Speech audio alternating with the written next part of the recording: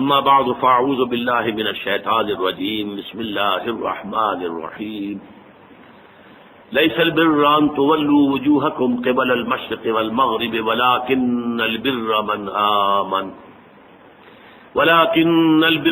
آمن باللہ والیوم الآخر والملائکۃ والکتاب والنبیین وآتى المال على حبه ذوي القربى واليتامى والمساكين وابن السبيل والسائلين وفي الرقاب وأقام الصلاة وآتى الزكاة والموفون بعهدهم إذا عاهدوا والصابرين في البأساء والضراء وحين البأس أولئك الذين صدقوا وأولئك هم المتقون صدق الله العظيم رب اشرح لي صدري ويسر لي امري واحلل عقدة من لساني يفقهوا قولي۔ آیہ در کے بارے میں کچھ تمہیدی گزارشات بھی پہلے بھی آ چکی تھی اور پچھلی نشست میں ہم نے پھر اجمالاً ان کا اعادہ کیا۔ نیکی کی ایک جامع حقیقت کے ضمن میں اولین اہمیت ایمان کی، جس کے نتیجے میں کہ صحیح نیت پیدا ہوتی ہے، صحیح مقصد اللہ کی رضا حاصل کرنا، اللہ کی محبت سے سرشار ہو کر کوئی کام کرنا، اور وہ ہو بھی کام درست ہو، نیک ہو، اچھا ہو، بھلا ہو، ظاہر کے اعتبار سے بھی تو وہ نیکی ہے، یا کمتر درجے میں اخروی جزا مقصود ہو، آخرت کی جزا، دنیا کا کوئی جزا، دنیا کی کوئی بدلہ جو ہے وہ نہیں۔ پھر یہ کہ جو مظاہر نیکی ہیں ان میں پہلا مظہر جو ہے وہ خدمت خلق، وہ انسانی ہمدردی کا جذبہ، انسان اپنا مال جو اسے طبعاً بہت محبوب ہے وہ دے سکے ضرورت مندوں کو، جن میں اولین قرابت دار، رشتہ دار، پھر یتامہ، پھر مساکین، پھر مسافر، پھر مانگنے والے، اور پھر گردنوں کے چھڑانے میں۔ اس کے بعد فرمایا وَأَقَامَ الصَّلَاةَ وَآتَى الزَّكَاةَ، اور قائم کی اس نے نماز اور ادا کی اس نے زکوٰۃ۔ اب دیکھیے یہاں ارکان اسلام میں سے اہم ترین ارکان جو ہیں اب ذکر آ رہا ہے۔ میں پہلے بیان کر چکا ہوں کہ ترتیب عنوان کے اعتبار سے موضوع کیا ہے۔ ارکان اسلام کی بحث ہوگی تو کلمہ شہادت کے فوراً بعد اقامت الصلاۃ و ایتاء الزکاۃ، لیکن یہاں بحث ہو رہی ہے نیکی کی۔ نیکی کی حقیقت کیا ہے؟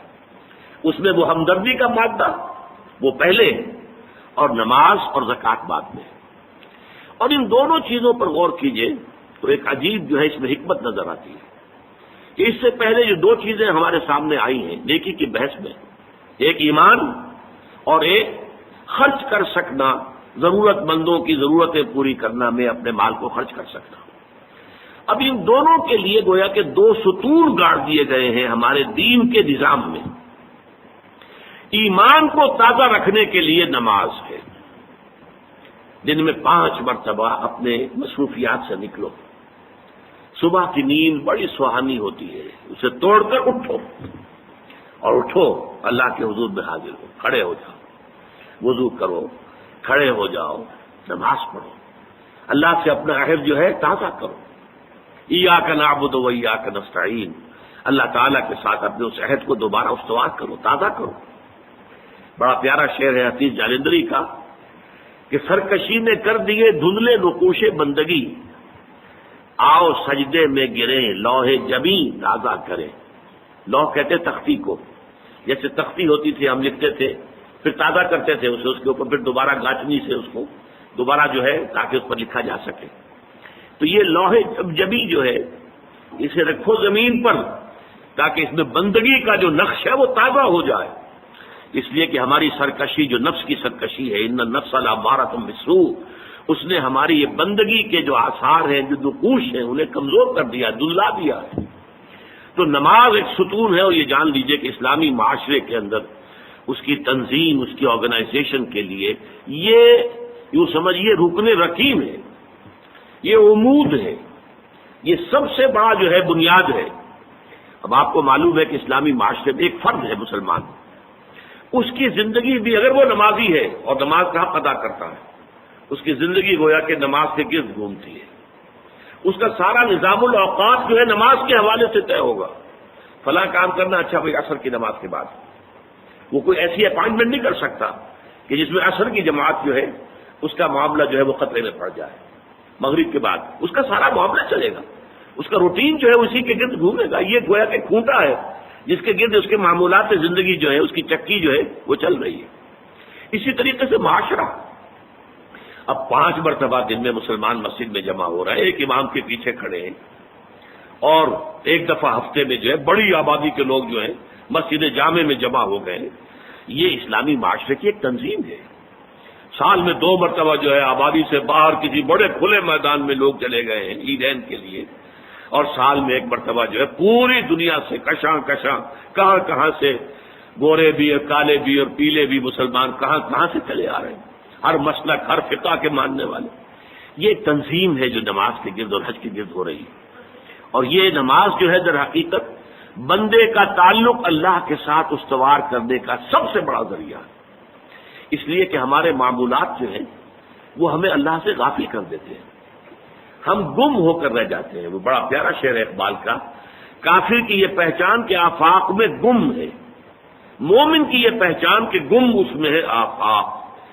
آفاق میں گم ہو جانا، میرا یہ کام ہے یہ کام ہے یہ کام ہے یہ کام ہے، یہ کرنا، وہاں جانا، وہاں سے وہاں جانا، وہاں سے وہاں جانا، ایک چکر ہے، ایک روٹین ہے، انسان گم ہو گیا. کہاں خدا کا خیال، کہاں آخرت کا خیال، آئے گا ہی نہیں، گم ہو گئے.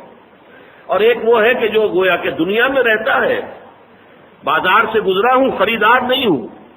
دنیا میں رہو اور دنیا میں گم نہ ہو جاؤ، بلکہ دنیا تمہارے اندر آ جائے، تمہارے قابو میں آ جائے، تمہارے تابع ہو جائے، تمہارے سارے معمولات تمہارے اپنے فیصلے کے، تمہاری خود ہی کے تابع ہو جائے. یہ کیفیت ہے در حقیقت کی جو مطلوب ہے. اسی لیے فرمایا حضرت موسیٰ علیہ السلام کی پہلی جو حاضری ہوئی تھی اور اسی میں انہیں رسالت عطا ہوئی، تو اس کی پہلی وحی سورہ طٰہٰ کے شروع کی آیات میں ہے، وَأَقِمِ الصَّلَاةَ لِذِكْرِي. دیکھو میری نماز میرے ذکر کے لیے، میری یاد کے لیے نماز کو قائم رکھو.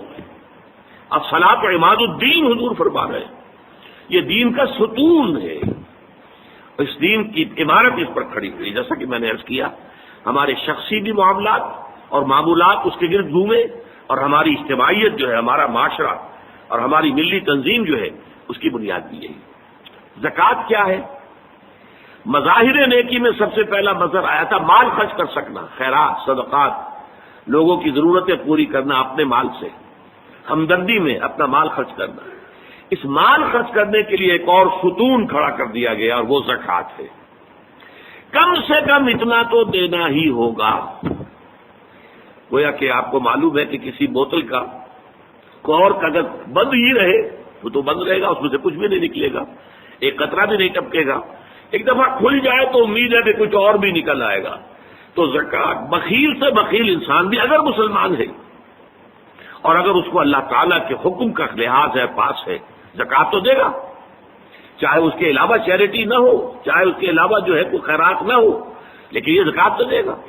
لیکن یہ زکوٰۃ جو ہے در حقیقت یہ بنیاد بن جاتی ہے کہ پھر دل میں سے مال کی محبت اس زکوٰۃ کی وجہ سے کم ہوتی ہے.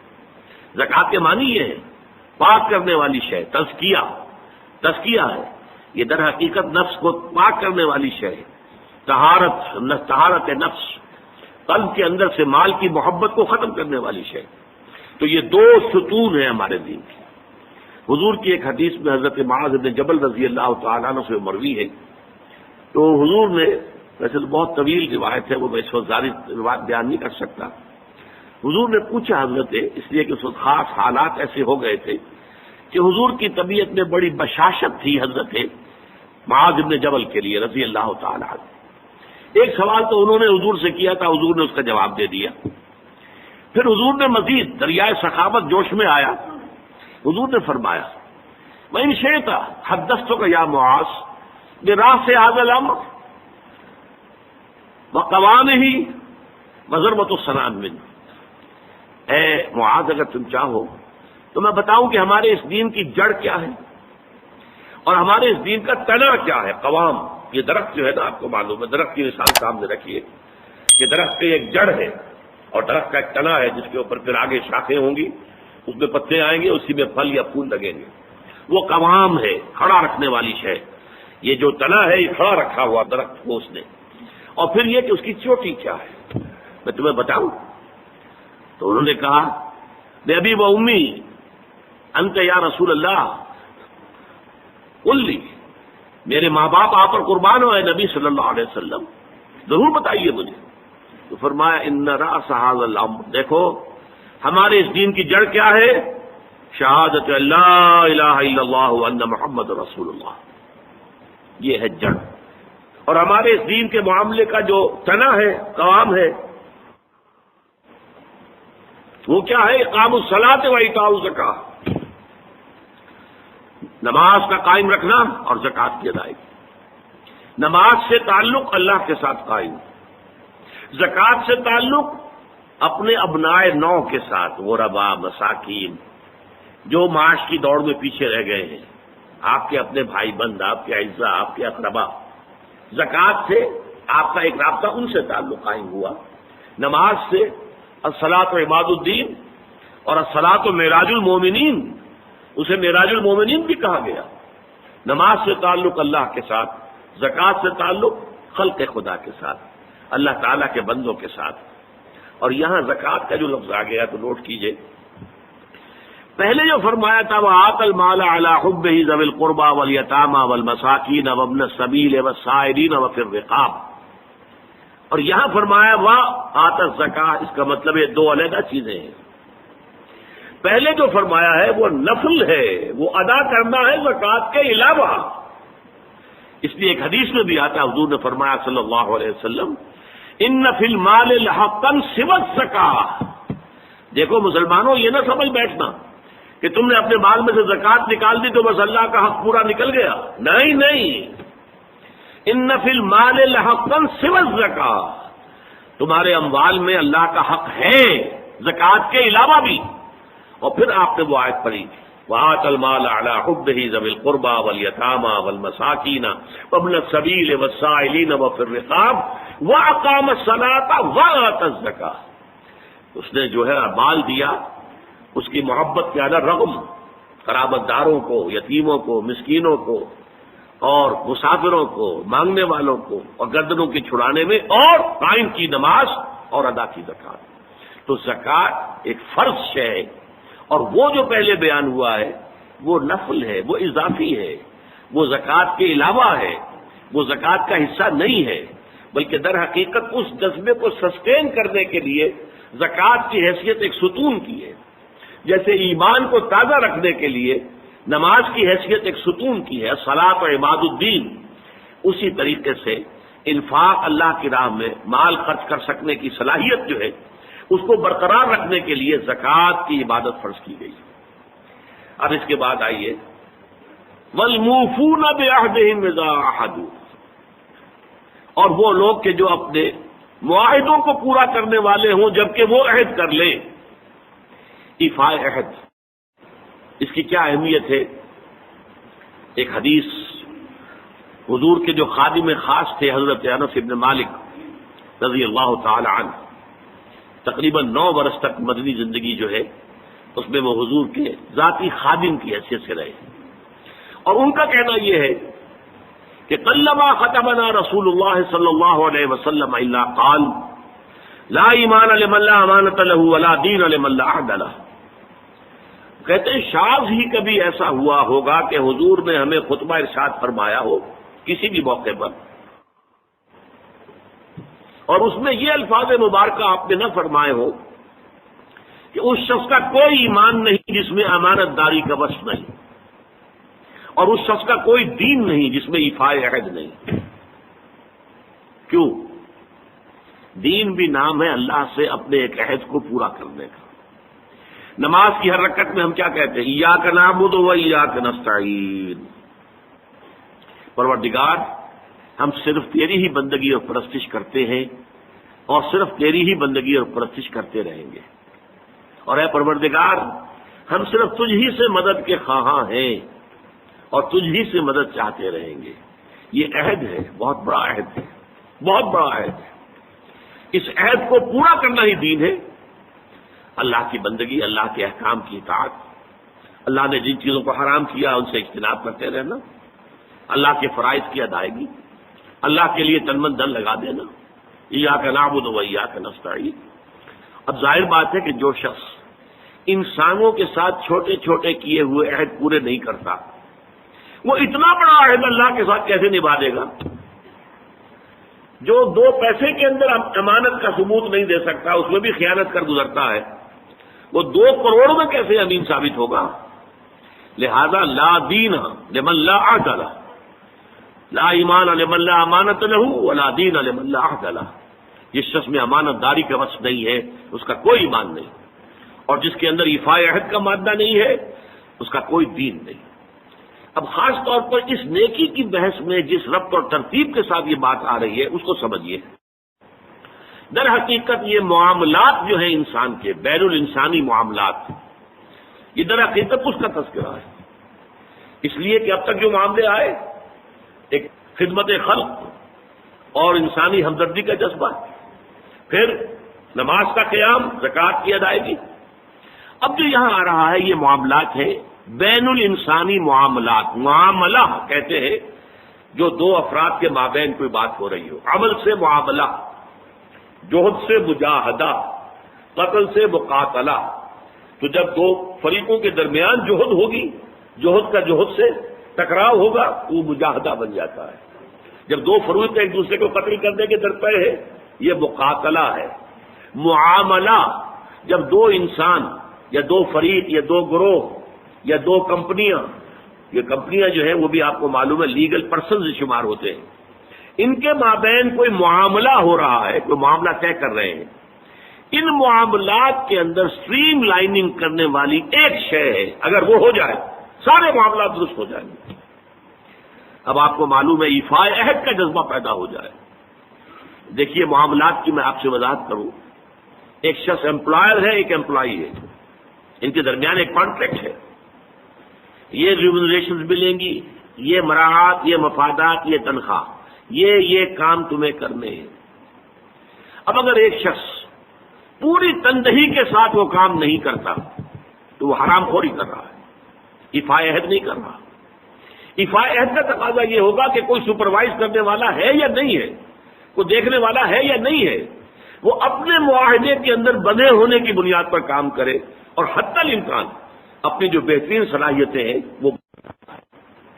اسی طرح چھوٹا سا معاملہ ہے، آپ نے ایک شخص کو مزدور کے طور پر رکھا ہے، شام کو 100 روپے آپ نے دینے ہیں، یہ معاہدہ ہے، طے ہو گیا۔ اب یہ مزدور اگر کام چور ہے کہ اگر تو کوئی دیکھنے والا ہے تو کام کر رہا ہے اور اگر کوئی دیکھ نہیں رہا تو بیٹھ گیا، تو یہ بے ایمانی کر رہا ہے، یہ وعدہ خلافی کر رہا ہے۔ اسے اپنے اس وقت کے اندر اپنی پوری توانائی، پوری توجہ کے ساتھ، اس لیے نہیں کہ کوئی مجھے دیکھنے والا ہے بلکہ اس لیے کہ میں تو اپنے عہد کا پابند ہوں، میں نے معاہدہ کیا۔ یہ میں نے سب سے چھوٹی مثالیں دے دی، اس سے اوپر آئیے، شادی کیا ہے؟ سوشل میرج، یہ سوشل کانٹریکٹ ہے۔ میرج کیا ہے؟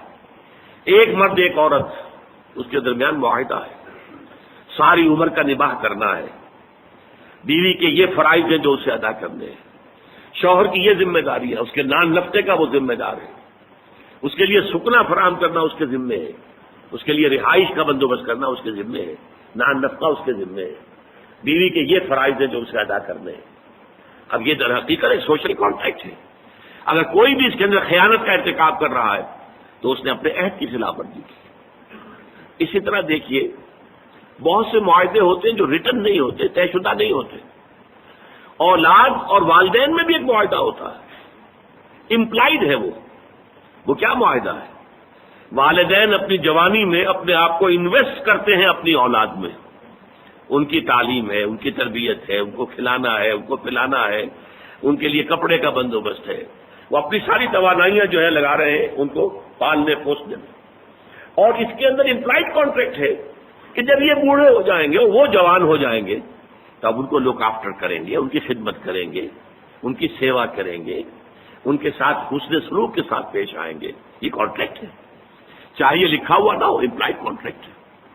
بہرحال پوری انسانی زندگی کا اگر آپ تجزیہ کریں گے تو معاہدات کے گرد گھومتی ہے۔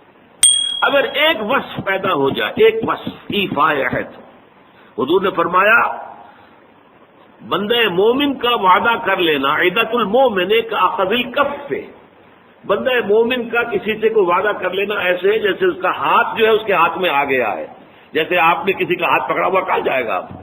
لہذا وہ تو بن گیا، اس نے وعدہ کیا وہ بن گیا۔ اور یہ ایک واقعہ آتا ہے حضور کا، اور یہ بھی آغاز وحی سے قبل کا واقعہ ہے۔ آپ کی زندگی میں امانت اور دیانت جس کی بنا پر الصادق الامین کے خطابات آپ کو ملے تھے اپنے معاشرے سے، آپ کاروباری آدمی تھے نا، تجارت کرتے تھے۔ ایک شخص سے کوئی بات ہو رہی تھی معاملے کی، کسی سودے کی، اس نے کہا کہ ذرا آئے محمد آپ انتظار کیجئے میرا یہاں پر، میں ابھی آتا ہوں۔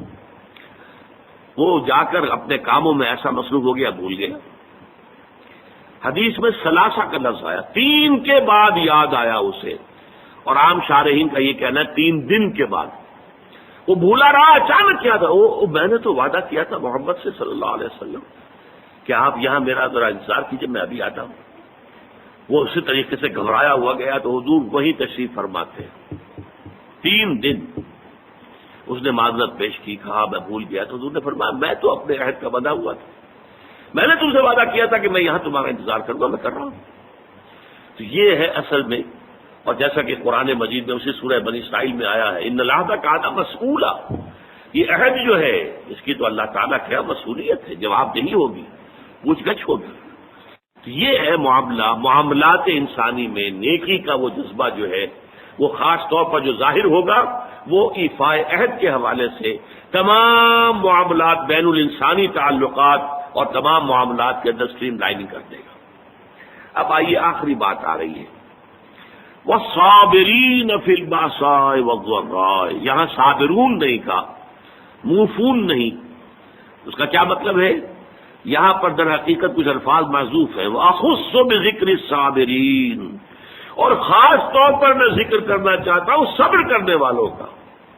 یہ جو نیکی کی بحث ہے اس میں نوٹ کر لیجئے، ایک ہے نیکی بدھ مت کے بھکشوؤں کی نیکی، عیسائی راہبوں کی نیکی، ہندوؤں کے سنیاسی اور تپسیاؤں کی نیکی۔ وہ نیکی کیا ہے؟ کاروبار دنیاوی کو چھوڑو، معاشرے کے جو مین کرنٹ ہے اس سے نکل کر کہیں پہاڑوں میں، گفاؤں میں، کہیں موناسٹریز میں، کہیں جاؤ بیٹھ جاؤ۔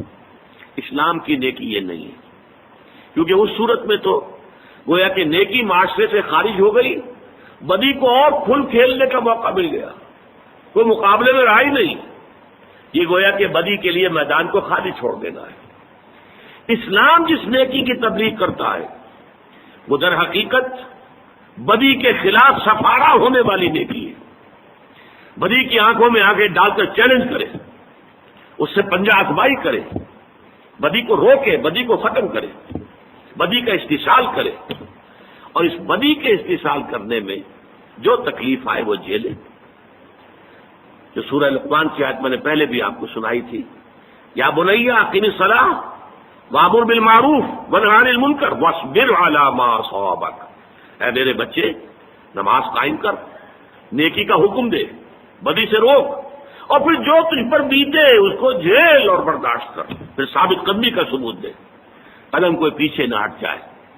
تو اسلام کی نیکی جو ہے وہ اس طرح کی نیکی نہیں، پیسو نیکی نہیں ہے، ایکٹیو نیکی ہے، وہ آگے بڑھنے والی نیکی ہے، وہ ماحول کو بدی سے خالی کرنا چاہتی ہے، وہ یہاں نیکی کا غلبہ چاہتی ہے، بدی کا استحصال کرنا چاہتی ہے، اور اس جدوجہد میں اس کے اوپر جو تکلیف آئے، جو مصیبت آئے، والصابرین وَأَخُصُّ بِذِكْرِ الصَّابِرِينَ، اصل جو میدان ہے نیکی کا، جس کے اندر فیصلہ ہوگا نیکی ہے یا نہیں ہے، یہ دکھاوے کی نیکی ہے یا حقیقت کی نیکی ہے، وہ تو در حقیقت اس کا ٹیسٹ جو ہے، لٹمس ٹیسٹ، وہ تو آئے گا اگر احقاق حق کے لیے تکلیفیں جھیلنے کو تیار ہو، اگر ابطال باطل کی جد و جہد میں قربانیاں دینے کے لیے تیار ہو، اگر اس کے لیے تن من دھن قربان کر دینے کے لیے تیار ہو، تب تو نیکی ہے، ورنہ یہ نیکی کا ڈھونگ ہے، یہ نیکی کا صرف ایک ظاہری سا ہے۔ جیسے کہ میں نے عرض کیا تھا، بعض آج کل ہوتے ہیں ایسے ہیٹرز کہ نیچے جو ہے نظر آتا ہے انگارے دہتے ہوئے، حالانکہ وہ بالکل کچھ بھی نہیں، ان میں آگ ہے ہی نہیں، انگارے ہے ہی نہیں، نظر آ رہے ہیں انگارے۔ وہ ہیٹ جو آ رہی ہے وہ تو اوپر سے تار جو لگا ہوا ہے وہاں سے آ رہی ہے، ہیٹر وہاں سے ہیٹ دے رہا ہے، لیکن دکھا دیا ہے کہ جیسے انگارے، تو دکھاوا ہے یہ، اس میں حقیقت نہیں ہے۔ اس کا اصل ٹیسٹ کیا ہے؟ وَالصَّابِرِينَ فِي الْبَأْسَاءِ وَالضَّرَّاءِ وَحِينَ الْبَأْسِ، اور وہ جو خاص طور پر صبر کرنے والے ہیں. بادشاہ جب جمع میں آتا ہے تو یہ فقر و فاقہ، بھوک کی سختی، جیسے کہ سورہ بقرہ ہی میں چند رکوع پہلے ہی وہ آیت آ چکی ہے، وَلَنَبْلُوَنَّكُم بِشَيْءٍ مِّنَ الْخَوْفِ وَالْجُوعِ وَنَقْصٍ مِّنَ الْأَمْوَالِ وَالْأَنفُسِ وَالثَّمَرَاتِ وَبَشِّرِ الصَّابِرِينَ. اور ہم اے ایمان، اے ایمان کے دعوے دارو، تمہیں لازماً آزمائیں گے، خوف سے بھی اور بھوک سے اور مال اور جانی نقصان سے. اور اے نبی بشارت دے دیجئے صبر کرنے والے. تو یہ تو ہے بھوک، فقر و فاقہ. آپ کو معلوم ہے، میں نے پہلے ذکر بھی کیا تھا، جیش عسرا کے اندر تب غزوہ تبوک کے دوران کس قدر شدید بھوک کی کیفیت تھی مسلمانوں پر. ایسے بھی مواقع آئے ہیں کہ تین مسلمانوں کے لیے 24 گھنٹے کا راشن ایک کھجور ایک صحابی نے، ایک مسلمان نے منہ میں رکھ کے تھوڑی دیر چوس لی، پھر دوسرے کو دے دی، پھر دوسرے نے چوس لی، کچھ گلوکوز پہلے کو مل گیا، کچھ دوسرے کو مل گیا، پر تیسرے کو مل گیا. یہ بھی آیا. اب جھیلنا، اسے برداشت کرنا. اسی طریقے سے غزوہ خندق کے موقع پر جو آیا، اس لیے کہ شدید ترین سردی کا موسم تھا اور یہاں کچھ نہیں تھا، چاروں طرف سے گھیراؤ ہے، وہ باہر سے رسد آئی نہیں سکتی، قحط کی کیفیت ہے، اور یہاں پر جو ہے فاقے آ رہے ہیں. اور اس فاقے کی حالت میں حکم ہوا ہے کہ خندق کھودو. اور مدینے کی زمین جو ہے پتھریلی زمین ہے، ٹھیک ہے، وہاں پہ ریت بھی ہے، لیکن خندق کھودنے کے لیے تو ریت سے نیچے جانا پڑے گا نا، پتھروں کے اوپر. چنانچہ ایک واقعہ آتا ہے کہ ایک بڑی چٹان آ گئی، تو جس چٹان کو بہت سے مسلمانوں نے کوشش کی اپنے اس تیشوں کے پھاوڑوں کے ذریعے سے توڑنے کی، نہیں توڑ سکے. پھر حضور نے ضرب لگائی ہے تو وہ ٹوٹی. تو وہ چٹانیں جو ہیں ان کو توڑ رہے ہیں اور ہے فاقے سے. تو لوگوں نے اپنے پیٹوں کے اوپر پتھر باندھے ہوئے اپنی چادروں کے ساتھ کس لیے ہیں، تاکہ ایک تو وہ کہ ہنگر پینز نہ ہو، وہ جو پیٹ کے اندر بروڑا اٹھتا ہے درد کی وجہ سے. اگر معدہ خالی ہے تو وہ تو احتجاج کرے گا، لیکن اس بوجھ تلے اس کو لے آئے پتھر تلے، تو وہ جو ہے اس میں وہ کیفیت پیدا نہیں ہوگی، کمر دوہری نہ ہو جائے. اور جب حضور سے شکوہ کیا کہ حضور دیکھیے اب ناقابل برداشت ہو رہا ہے معاملہ، دیکھیے کرتے اٹھا کے لوگوں نے دکھایا ہمیں پتھر باندھے ہوئے. آپ نے اپنا کرتا مبارک اٹھا کر دکھایا، وہاں 2 پتھر بندھے ہوئے. یہ کیفیتیں ہیں کہ جن میں سے گزرے ہیں محمد رسول اللہ والذین معہ، حضور بھی اور حضور کے ساتھی بھی. والصابرین فی البأساء والضراء. ضرر کہتے ہیں تکلیف، کوئی آپ کو جسمانی تکلیف پہنچ رہی ہے، کوئی زخم کے اندر ٹیسیں اٹھ رہی ہیں، یا جیسے کہ آپ کو معلوم ہے جیسے مکے میں صحابہ کرام کو ٹارچر کیا جا رہا تھا، شدید تک ایذائیں دی جا رہی تھی. حضرت بلال کا معاملہ، حضرت خباب بن الارض کا معاملہ، دہتے ہوئے انگاروں کے اوپر ننگی پیٹھ لٹا دیا گیا، لیٹ جاؤ، لیٹ جائے. اب آپ دیکھیے کھال ہے، آپ کا کیا خیال ہے کہ ان کی کھال سن تھی؟ انہیں جلن کا احساس نہیں ہو رہا تھا، لیکن جھیلا ہے، اس سے برداشت کیا. کیوں کہ حضور کا حکم ہے کہ کوئی جوابی کارروائی نہیں کرنی ہے، جو بھی یہ کرے ٹھیک ہے کرنے دو، تمہارے جسم کے ٹکڑے کرنے دو. اسی وجہ سے لیٹ گئے. اور جو ہے وہ کھال جلی ہے، پھر پیٹھ کی جو چربی ہے وہ پگھلی ہے، اس سے پھر وہ انگارے ٹھنڈے ہوئے ہیں. یہ کیفیت ہے، جھیلنا ہوتا. تو یہ جھیلنا جو ہے برداشت کرنا، تحمل. والصابرین فی البأساء والضراء وحین الباس. اور خاص طور پر باس کے وقت، باس جب واحد میں آتا ہے اس کے معنی جنگ میں، یہ آخری امتحان ہوتا ہے، میدان جنگ میں آ جانا، جان ہتھیلی پر رکھ کر میدان میں آ جاؤ. ظاہر بات ہے جو جنگ میں گیا وہ گویا کہ اپنی جان کا رسک لے کر جا رہا ہے. یہ تو اگر کوئی خاص اللہ کا فضل ہے کہ لوٹ آیا تو یہ تو فضل ہے، یہ تو ایک طرح سے نئی زندگی ہے. ورنہ در حقیقت جنگ میں جانے والا اپنی جان کا رسک لے کر، اور وہاں پھر صبر کرنا، ڈٹے رہنا، وہاں پیٹ نہ دکھانا. وَمَن يُوَلِّهِمُ الدُّبُرَ يَوْمَئِذٍ.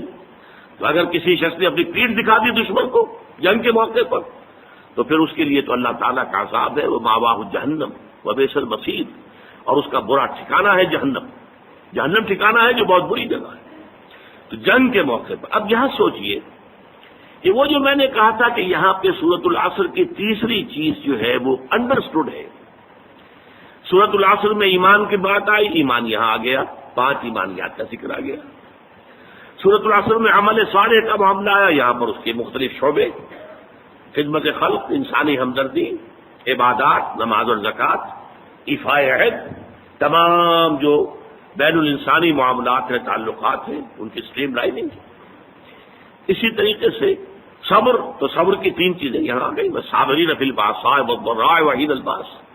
لیکن یہاں پر وہ تواصوا بالحق کے ضمن میں اصطلاح لفظاً کوئی شے یہاں مذکور نہیں. میں کہتا ہوں کہ وہ امپلائڈ ہے. کیوں؟ اس سوال کا جواب کیا ہے؟ دیکھیے، جو پورا خاکہ ہمارے سامنے آ رہا ہے، یہ ایک پوری شخصیت ہے، پورا حیولہ ہے، پورا ایک کریکٹر ہے انسانی جو ہمارے سامنے آ رہا ہے. وَلَٰكِنَّ الْبِرَّ مَنْ آمَنَ بِاللَّهِ وَالْيَوْمِ الْآخِرِ وَالْمَلَائِكَةِ وَالْكِتَابِ وَالنَّبِيِّينَ وَآتَى الْمَالَ عَلَىٰ حُبِّهِ ذَوِي الْقُرْبَىٰ وَالْيَتَامَىٰ وَالْمَسَاكِينَ وَابْنَ السَّبِيلِ وَالسَّائِلِينَ وَفِي الرِّقَابِ وَأَقَامَ الصَّلَاةَ وَآتَى الزَّكَاةَ وَالْمُوفُونَ بِعَهْدِهِمْ إِذَا عَاهَدُوا. ایسے لوگوں کی جنگ کس مقصد کے لیے ہو سکتی ہے؟ کیا ایسے لوگ صرف دنیاوی مفادات کے لیے جنگ کریں گے؟ ایک پورا کردار ہے، اس میں کوئی چیز فٹ نہیں بیٹھ رہی. اس کے اندر ظلم، تعدی، لا یریدون علوا فی الارض ولا فسادا. ایسے لوگ زمین کے اندر اپنا اقتدار، اپنی حکومت، اور اس کے لیے فساد، اور اس کے لیے جنگ، اور اس کے لیے خوریزی، ان کی اس پورے نقشے میں فٹ نہیں بیٹھتے. لہذا ان کی یہ جنگ اور ان پر جو آزمائشیں آئیں گی بھوک کی اور تکلیف کی، کس لیے؟ یہ احقاق حق کے لیے، تواصی بالحق کے لیے، حق کا بول بالا کرنے کے لیے، اقامت دین کی جد و جہد کے لیے. اس لیے کہ سب سے بڑا حق کیا ہے؟ یہ زمین اللہ کی ہے اور اس پر اسی کا حکم چلنا چاہیے. یہ ہے سب سے بڑا حق. میں نے عرض کیا تھا سب سے چھوٹا حق یہ بھی ہو سکتا ہے کہ بچے گلی میں کھیل رہے ہیں اور آپ ان سے کہیں کہ بیٹے یہ جگہ نہیں ہے کھیلنے کی، میدان میں جا کر کھیلو. تمہاری گیند سے یا تمہاری گلی سے کسی گاڑی کا شیشہ ٹوٹ جائے گا اور اس پر بھی ریزنٹمنٹ ثابت آئے گی. بچے جو ہیں شاید آپ کو اپنی عزت سلامت لے کر وہاں سے جانا جو ہے وہ نصیب نہ ہو. اسی طریقے سب سے بڑا خیر کیا ہے؟ یہ زمین اللہ کی ہے. ان الارض للہ، زمین اللہ کی ہے، یہاں اس کا حکم چلنا چاہیے. جیسے کہ عیسائیوں کی جو لارڈز پریئر ہے اس میں الفاظ ہیں بڑے خوبصورت ہیں. Thy kingdom come, thy will be done on earth as it is in heavens. اے رب، تیری حکومت، تیری بادشاہت زمین میں قائم ہو جائے، اور اے رب تیری مرضی جیسے آسمانوں میں پوری ہو رہی ہے. سورج تیرے حکم کا تابع ہے، چاند تیرے حکم کا تابع ہے. اے پروردگار، اسی طریقے سے زمین پر بھی تیرا ہی حکم چلے. یہ ہے سب سے بڑا حق. اس حق کے لیے میدان میں آنا. اور ظاہر بات ہے کہ جب یہ آیتیں نازل ہو رہی تھی تو ایک نقشہ موجود بالفعل تھا. محمد رسول اللہ والذین معہ ان وادیوں میں سے گزر چکے تھے. ایمان کے مراحل انہوں نے طے کیے. انسانی ہمدردی کے کتنے بڑے بڑے مظاہر سامنے آئے. حضرت ابوبکر کا ذکر ہو چکا ہے ایک جنگ کے موقع پر، اور غالباً یہ غزوہ احد کی بات ہے، کیونکہ بہت سے مسلمان شہید بھی ہوئے تھے، بہت سے زخمی بھی تھے. بعد میں کوئی پانی پلانے والا آیا، العطش العطش. معلوم ہوتا ہے کہ جب جسم میں سے خون زیادہ نکل جائے زخموں سے تو پیاس شدید ہو جاتی، پانی کی کمی جسم میں ہوتی.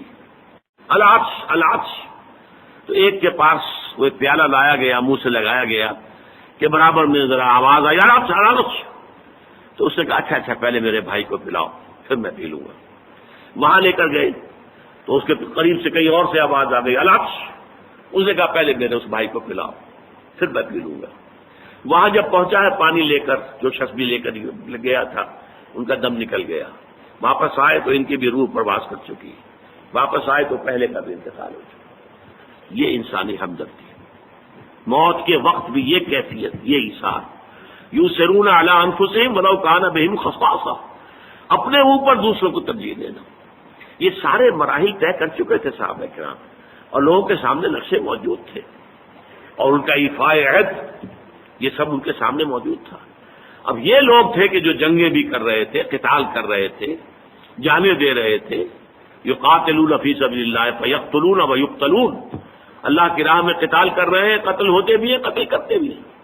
تو یہاں پر گویا کہ یہ خود بخود اس ماحول کے حوالے سے بھی یہاں جو درمیان میں ایک خلا ہے وہ پر ہوتا ہے، اور دوسرے اس دلیل سے کہ یہ جنگ ظاہر بات ہے، دنیا میں کبھی بھی کسی نے اس کو اچھی بات تو نہیں کہا، لیکن یہ کہ یہ جب خیر کے لیے ہو، بھلائی کے لیے ہو، تواصی بالحق کے لیے ہو، احقاق حق کے لیے ہو، ابطال باطل کے لیے ہو، اللہ کے دین کے غلبے کے لیے ہو، اقامت دین کی جد و جہد کے لیے ہو، تو یہ کہ والصابرین فی الباساء والضراء وحین الباس اولئک الذین صدقوا واولئک هم المتقون، یہی ہے وہ لوگ کہ جو راست باز ہیں، سچے ہیں، یعنی نیکی کا دعویٰ تو سبھی کر رہے ہیں، وہ جسم فروش عورتیں بھی کہ جو تازیوں کے ساتھ چلتی ہیں کالے کپڑے پہن کر، یا جو دھمال کھیلتی ہیں جا کر عرسوں میں، وہ بھی سمجھتی ہیں کہ بڑا نیکی کا کام کر رہی ہیں، اور جیب کترے بھی نیکی کا کام کرتے ہیں، ڈاکو بھی کرتے ہیں، چور بھی کرتے ہیں، یہ بستہ حلیف بستہ بے کے لوگ بھی کرتے ہیں، لیکن اصل نیکی کس کی ہے؟ ایک مذہبی طبقے کی نیکی بھی ہے، ریچولز ہیں، رسومات ہیں، ظواہر ہیں، مظاہر ہیں، اندر سے کھوکھلے ہیں، جس کی کہ حضرت مسیح نے بہترین تشبیہ دی تھی یہود کے علماء کے لیے کہ تمہارا حال ان قبروں کے مانند ہے جن کے اوپر سفیدی کی ہوئی ہے، بہت اچھے، چادر بھی پڑی ہوئی ہے، لیکن اندر ان کے گلی سڑی ہڈیوں کے سوا کچھ نہیں ہے۔ تمہارے باطن میں تعفن ہے، مال کی محبت، دنیا کی محبت، جاہ کی محبت، دنیاوی اقتدار کی محبت، اس نے تمہیں اندھا کر دیا، اتنا اندھا کہ اللہ تعالیٰ کے عظیم ترین معجزے جو عطا کیے اللہ نے حضرت مسیح کو، ان کو بھی نہ دیکھ پائے، اللہ کے ایک عظیم رسول کو نہ پہچان پائے، اللہ کے ایک عظیم رسول کو کہا کہہ دیا گیا ولد الزنا ہے یہ، معاذ اللہ ثم معاذ اللہ، نقل کفر نباشت، مرتد ہے، جادوگر ہے، کافر ہے، واجب القتل ہے، سولی پر چڑھا دیا جائے۔ یہ مذہبی طبقہ تھا جس نے یہ کام کیا، اور ایک طبقہ ہمارے ہاں وہ لبرل، جیسا کہ میں نے عرض کیا تھا، وہ کہتے ہیں بھائی سچ بولنا چاہیے، کام اپنا کرنا چاہیے، وعدہ پورا کر، باقی یہ نماز روزہ جو ہے یہ تو انفرادی معاملہ ہے، یہ انسان کا اور اللہ کا اپنا درمیانی معاملہ ہے۔ ان تمام چیزوں کو جس طریقے سے اس آیت میں جمع کر دیا گیا، اور ہر شے اپنی جگہ پر فٹ، نماز اور روزے کو درمیان میں تو لائے، نمبر 1 پر نہیں لائے، نمبر 1 پر وآت المال علی حبہ ذوی القربى والیتامى والمساکین وابن السبیل والسائلین وفی الرقاب، اور اس سے بھی پہلے اصل ایمان، موٹیویشن کیا ہے تمہارا؟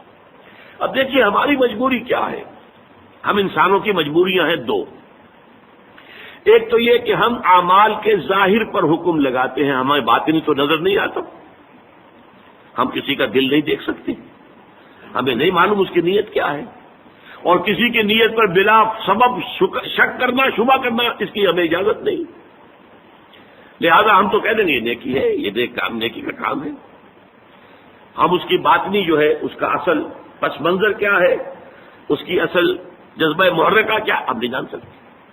دوسرا معاملہ کیا ہے، ایک ہی شخص کے ہم کچھ اعمال کو کہتے ہیں یہ کام تو اس نے بڑی نیکی کی ہے، یہ کام اس کے بڑے برے ہیں، یہ بھی در حقیقت ہماری محدودیت ہے۔ حقیقت کے اعتبار سے انسانی شخصیت جو ہے ایک حیاتیاتی اکائی ہے۔ دیکھیے اگر آم کا درخت ہے تو آم لگے گا، اس میں نیمبو کیسے لگ جائے گا؟ آم لگے گا، نیم کی نمولی کیسے لگ جائے گی؟ اگر آپ ایک درخت میں دیکھتے ہیں کہ آم بھی لگا ہوا، نمولی بھی لگی ہوئی ہے، وہ کڑوی کسیلی نمولی بھی لگی ہوئی ہے اور میٹھا آم بھی لگا، آپ کیا کہیں گے؟ کیسے انہونی سی بات ہے۔ تو شخصیت تو ایک وحدت ہے، یا اس کے اندر خیر ہے یا شر ہے، شر ہے تو شر ہی ظاہر ہوگا، چاہے اس شر نے اوپر کوٹنگ لے لی ہو خیر کی، بظاہر نیکی کا ایک عمل کر رہا ہے، لیکن اس درخت کا، اس کی جڑ سے جو شر کی غذا اسے مل رہی ہے، اس اعتبار سے اس عمل کے اندر شر ہے، خیر نہیں ہے، چاہے ظاہری اعتبار سے خیر نظر آ رہا ہو۔ اسی طریقے سے جو شخص نیک ہے اس کے عمل میں نیکی ہی نظر آئے گی، برائی نہیں ہوگی، البتہ اس میں ایک استثناء ہے، جو حقیقتا نیک ہے، جو اس پیمانے پر پورا اتر رہا ہے، وَلَٰكِنَّ الْبِرَّ مَنْ آمَنَ بِاللَّهِ وَالْيَوْمِ الْآخِرِ وَالْمَلَائِكَةِ وَالْكِتَابِ وَالنَّبِيِّينَ إِلَىٰ آخِرِ الْآيَةِ، جو شخص اس پر پورا اتر رہا ہے اس سے بھی کبھی وقتی حالات کے تحت، وقتی اثرات کے تحت کوئی غلط کام سرزد ہو سکتا ہے. یہ نہ سمجھیے کہ اس سے کبھی بھی کوئی برائی جو ہے اس کا ظہور نہیں ہو سکتا، نہیں ہو سکتا ہے، لیکن فوراً توبہ کرے گا. اگر اس کے اندر نیکی ہے، وہ کسی بدی کو مستقل طور پر اپنی زندگی میں اپنے کردار کے اندر جگہ نہیں دے سکتا. اس کو آپ 2 اور 2 4 کتنا جان لیجیے. وقتی حالات ہیں، وقتی اثرات پڑ گئے ہیں، یا جذبات کا کوئی طوفان امڈ آیا ہے وقتی طور پر، اور اس میں جو ہے آدمی سے کوئی غلط حرکت سرزد ہو گئی ہے، لیکن اگر نیک ہے اندر سے فی الواقع فوراً توبہ کرے. جیسے کہ سورہ نساء کی آیت مبارکہ، انما التوبۃ علی اللہ للذین یعملون السوء بجہالۃ ثم یتوبون من قریب. اللہ تعالیٰ نے اپنے ذمے لازم کر لی ہے ایسے لوگوں کی توبہ قبول کرنا کہ جو غلطی سے یا حالات کے دباؤ میں، جہالت میں، نادانی میں کوئی غلط کام کر بیٹھتے ہیں لیکن فوراً توبہ کرتے ہیں. تو یہ فوری توبہ ہوئی. یہ نہیں ہوگا کہ بدی اور نیکی کا امتزاج مستقل طور پر. یہ نہیں ہو سکتا کہ ایک طرف نماز، روزہ، یہ سارا کچھ بھی ہو رہا ہے، دوسری طرف سودی کاروبار مستقل طور پر اپنے دندے میں شامل ہے. یہ نہیں. یہ اگر ہے تو اس کا مطلب یہ ہے کہ نیکی نہیں ہے. اصل میں یہ اندر اندھیرا ہی ہے، روشنی نہیں ہے، اندر تاریکی ہے، اندر کوئی نور نہیں ہے. یہ صرف ظاہر کے کچھ اوپر جو ہے لبادے اوڑھ لیے گئے ہیں، ان کی حقیقت کوئی نہیں. آخری بات اس آیت کی، وَأُولَٰئِكَ هُمُ الْمُتَّقُونَ. یہ سمجھیے بونس ہے اس آیت کا کہ تم نے نیکی کی اصل حقیقت کو اگر سمجھ لیا تو ساتھ ہی یہ نوٹ کر لو، یہی لوگ متقی ہیں. تمہارا تقویٰ کا تصور بھی کچھ اور ہی ہے. ایک ظاہری وضاقتہ ہے، شکل و صورت ایک طرح کی بنا لی ہے، لباس ایک طرح کا پہن لیا ہے، تو آپ سمجھتے ہیں بڑا متقی انسان. یہ ظاہر کے ساتھ، ظواہر کے ساتھ، وہی ہماری مجبوری. ہم دل کے اندر جھانک کر نہیں دیکھ سکتے، لیکن حقیقت میں متقی وہ ہوگا جو اس پورے نقشے پر پورا اتر رہا ہو، جس کی پوری شخصیت جو ہے اس کے اندر یہ رنگ بھرا ہوا ہو، وہ ہے متقی. جیسے کہ حضور نے ایک مرتبہ 3 دفعہ اپنے قلب مبارک کی طرف، سینہ مبارک کی طرف اپنے دست مبارک سے اشارہ کیا، التقویٰ ہا ہونا، التقویٰ ہا ہونا، التقویٰ ہا ہونا. تقویٰ یہاں ہوتا ہے، تقویٰ یہاں ہوتا ہے، تقویٰ یہاں ہوتا ہے. تقویٰ دل میں ہوتا ہے، دل میں ایمان ہوتا ہے. ایمان اور تقویٰ یہ گویا کہ ہم مانی اور مترادف باتیں ہو گئی. اگر اللہ پر ایمان ہے تو اللہ کی معصیت سے بچنے کی کوشش کریں گے کہ نہیں؟ اللہ کو راضی کرنے کی کوشش کریں گے کہ نہیں؟ لہذا اصل تقویٰ یہاں ہے.